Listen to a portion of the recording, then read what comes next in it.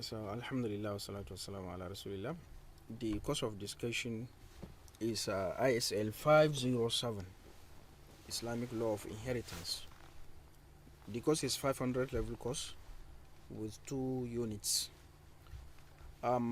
Before embarking into the course, it has been divided into different sessions.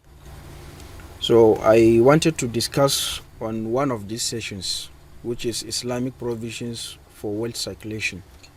Since we are talking about the Islamic law of inheritance, before we go to the discussion on how and who and what to be allocated to any here, we have to know what are the provisions and its circulations in Islamic law of inheritance.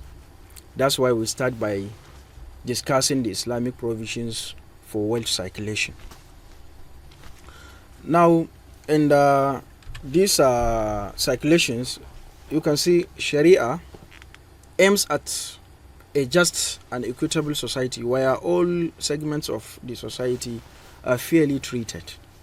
It is natural to have disparity in materials, possessions of individual members of the society, but effort should and it made under the Islamic system for redistribution of wealth to alleviate and remove the burden of the poverty from disadvantages and the vulnerable groups in the society. So inheritance, with its well articulated guidelines, is one of such formal institutions in Islam. Efforts will be made in this discussion to call attention to some of the Islamic provisions for poverty reduction and the interconnection among the various institutions. But let's see, what are the learning outcomes for the session? I think it will help us more to know what we will discuss. So by completing this discussion, God willing, we will know what are the attitudes towards the wealth circulation, the list of some provisions made by Islamic law for the wealth distributions, and we will know how Islamic law locates some parts of the general provisions for the wealth redistribution. Also, we will know the gender equity in Islamic law of inheritance in regards to family maintenance and the inheritance. Now let's start with the Quranic basis for wealth circulation. If you look at the Quran 59 verse 7, Allah subhanahu wa ta'ala have talked about not to restrict the wealth among some individuals. He says, كَيْ لَا تَكُونَ دُولَةً بَيْنَ الْأَغْنِيَاءِ مِنْكُمْ. He said to us so that the circulation of wealth is not restricted to only the rich among you. It should circulate to any individual of the communities. So also Quran 47 verse 38 and Quran 2 verse 271, among others, stipulated acts of charity involving distribution of wealth. As a follow-up, Islam makes provisions for various channels through which wealth can be made available to underprivileged through the acts of benevolence of the rich and the virtuous acts of the citizens. Certain acts that are determinantal to equitable redistribution of wealth are prescribed, while provisions were made for institutions that promotes circulation of wealth among the citizens. Now, to look into these institutions, Islamic institution for wealth circulation, we can mention some of it in order to help us understand these institutions and what are their functions. These institutions includes education. When you educate someone, at least you are putting him in a way where whatever he has, he can circulate it. Just like a teacher and the students. The teacher teaches his students, then one day the student will teach another person. You see, it's circulating from one person to the second person up to the third person. And you know how Islam emphasizes in education. We have various traditions of the prophets as well as the verses of the Quran that praises the knowledge and the people of knowledge, and condemns the ignorance in different verses. Number 2, the issue of compulsory due, which is the zakat. If you look at it, the compulsory due from the well-to-do to the less privileges in the society, it is generally about 2.5% of the net property of the rich, which it means 40 rich persons can annually turn a person in abject poverty into a rich person. Also prescribed a mandatory gift of prescribed quantity of food items for the poor at the end of Ramadan fast, which is known as Zakatul Fitr. He may, in that very day, have nothing to eat, maybe for the breakfast or for the dinner or for the lunch. But by giving him that Zakatul Fitr, he will be able to have his breakfast, his lunch, as well as his dinner. So Zakatul Fitr have helped in reducing the poverty among the society. Thirdly, the issue of inheritance. It is also a variable means of wealth circulation to those connected with the deceased. Because when somebody dies, his heirs inherit him. Whatever he left behind, it will be allocated to them. Though we will discuss the portion of what to be given to each of the heirs later on, inshallah ta'ala. But let's look at the connection of the deceased person and those that will inherit him. In Islamic law of inheritance, we can divide the relations in which will allow you to inherit from the deceased person. Number 1 is blood relations, that is kinship. Like father will inherit his son, the son will inherit his father. Sometimes the paternal brother or maternal brother will inherit, maternal sister and the paternal sister will inherit based on what? Blood kinship. The next one is matrimonial, through marriage. There where a wife inherits from the husband or the husband inherits from the husband. We will talk about their portion in our next discussion, God willing. The same as servants, meaning master will inherit from servant and the servant will inherit from his master, while he's transferring his wealth now from the master to the servant or from the servant to the master. This is how we are circulating the wealth in between the two. The next one is charity, recommended acts of charity, a part of that of zakat, because the zakat is mandatory, but we have the recommended ones. So also the sadaqah and the hiba, which is the gift. Whenever you gift something to other person, meaning you are circulating the wealth, because you are transferring the ownership of what you have given him to him. So also waqaf. Waqaf is bequest. Bequest is among what Islam used to circulate wealth in between members of the society. And the next one is wasiya, will. You can give a will that please take so amount of my wealth to so person. You see, you are circulating the wealth. And the next or the last one is hard work labor. When you work out and work, at the end of the day, you eat from the fruits of what? Your work. So also the issue of kafara, restitution.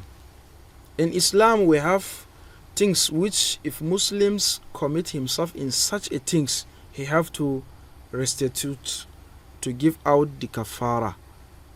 For example, the issue of zihar, the issue of maybe li'an, is zihar.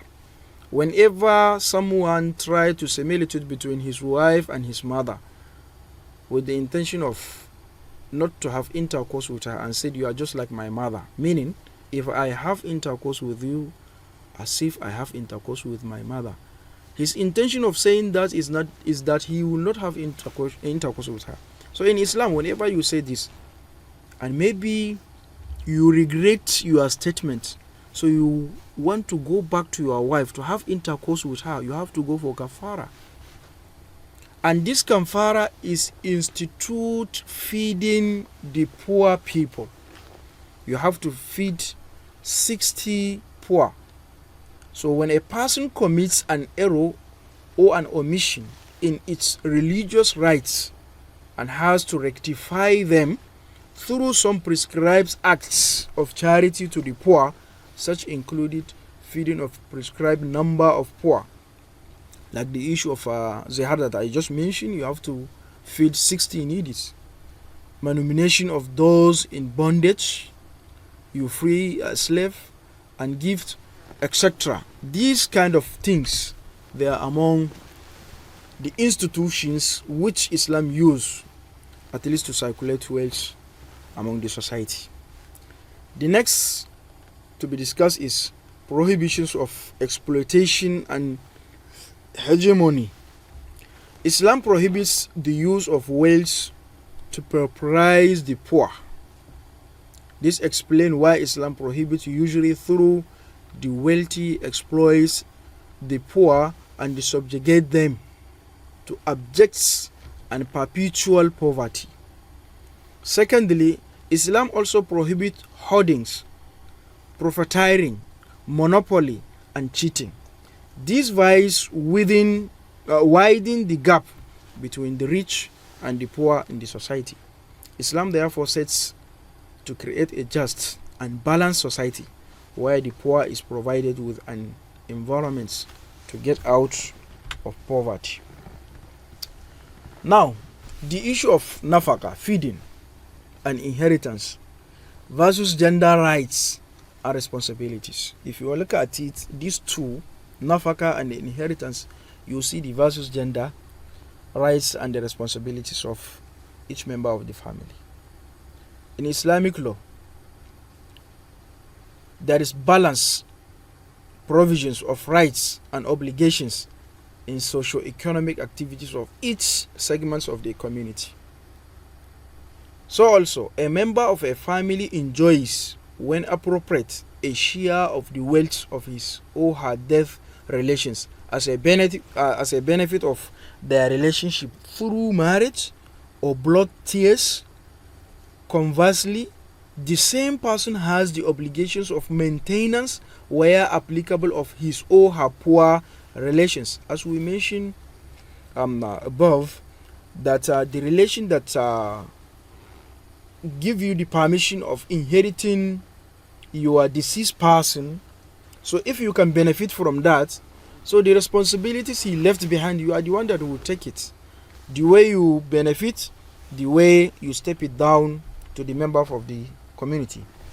We have different verses of the Quran that talk about that. The following quotations from the Quran can testify that. For example, Quran 17 verse 23. Allah subhanahu wa ta'ala is talking about the husband, his responsibility towards his family or towards his wife. Allah said, Askinuhunna min haythu sakantum min wujudikum.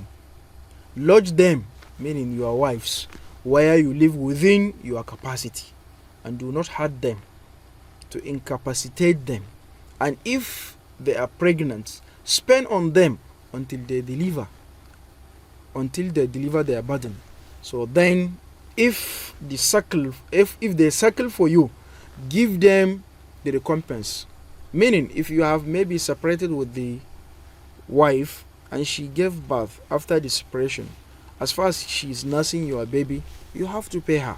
So you can sit with her and arrive at an amount that you can pay her, whether it is monthly, weekly, yearly, whatever you agreed upon.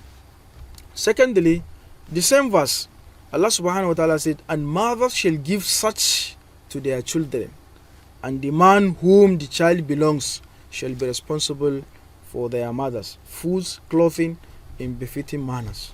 So these verses, they are talking on how you can take this responsibility. Now man is taking the responsibility of what? His wife, his family, and the children. So it is therefore expected that in inheritance. General material benefits in the favor of male should be understood as justifiable.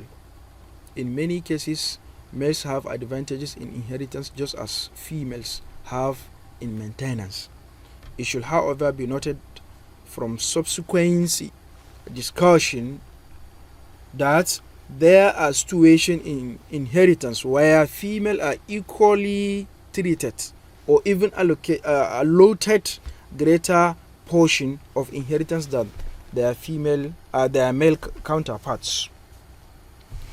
Now, after this discussion, we have what is known as an activities, which we expect any students that may be registered and listening to this discussion, he may be able to answer them. So the activities that may be is the student can be able, or what are the prohibitions of exploitation and hegemony in Islam. We have discussed this. We expect the student to answer this too.